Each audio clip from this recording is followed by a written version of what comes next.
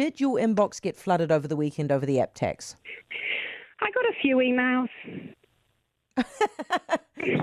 I heard you got 3,500 emails. Well, I wasn't counting. Was it the weekend before or a couple of weekends earlier? I'd also got a lot of emails from people saying that we should be going harder to get people saving more money from the public service, that people weren't happy that 6.5 or 7.5% reprioritisation was sufficient. They wanted us to go harder. And I got a lot of emails from that too. So I think the Taxpayers Union was involved in that one. So good on them. Yeah, that's what campaigns are about. But do you think it might change your mind and you might actually end up sticking to your election promise to repeal this? Well, this is one of those ones that has really just been sacrificed at the altar of coalition government, which is, in order to form a government, we've had to piece together the commitments across three parties and the fiscal implications of those.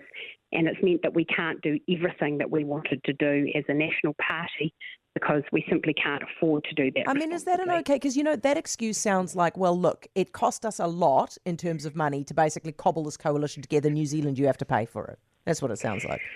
Well, I don't think so, because we campaigned hard on personal income tax reduction, and we have stuck to that commitment. We campaigned hard on a number of things that we're sticking to in our coalition document, but this is one of those issues that hasn't made it through.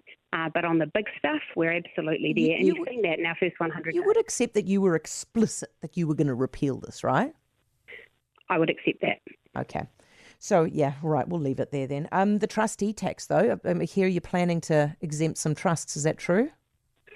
Well, I've got some good news for you, which is that the Select Committee has been considering that bill, and Cabinet have given the Select Committee our views on some improvements we think could be made to it. I understand the Select Committee will be reporting back to Parliament hopefully later this week, and so you'll see an amended piece of legislation that we hope to pass before April when these changes come into effect. And is it the case that would mean that some trusts under a certain threshold of income would be exempted from 39%?